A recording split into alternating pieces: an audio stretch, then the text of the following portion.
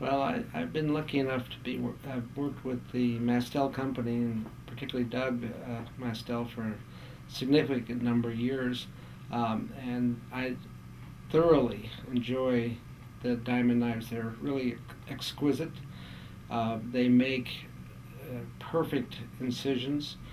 I, al- uh, in every day that I'm in the OR, I use a combination of the stab knife, which is beautiful. I can make for corneal stabs, but also for entering the eye if you need to. For even for pars plana, they're excellent.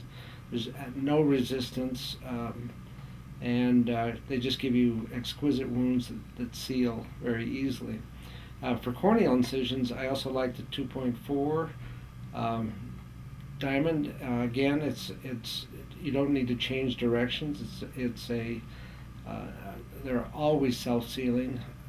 They give you a near perfect 1.8 by 2.2 incision that is reproducible, and that helps in particularly when you're doing toric lenses and any case, so you know what your surgically induced astigmatism.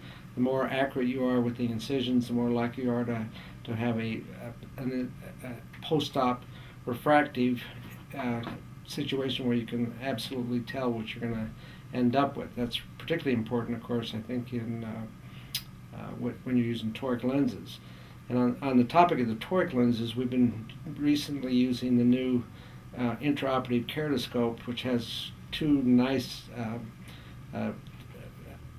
physical things that help us. One would be there's a red flashing light that the patient can easily fix on. It's much easier for the patient to look at that right at the beginning of the case, so that we can mark where we're going to make our rexus perfectly centered on the patient's visual axis. Again, critical for toric lenses and critical for any multifocal lenses.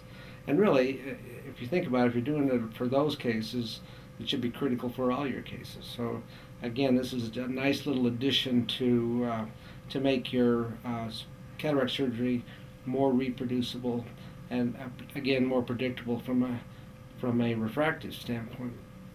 The once the patient's fixated, then they increase the light a little bit, and then you have three rings, the keratoscope portion of it, which helps identify where the astigmatism is, which would be helpful in terms of if you rotate your incision to decrease that, or again, if you're using a toric lens, it helps you identify the position, and helps also a little to make sure you haven't had how much rotation the eye has gone from sitting up to laying down. So again, it's another checkpoint to again reinforce the issue of refractive error and surgical ability to control the postoperative surgically induced astigmatism and make it fit with your toric lenses.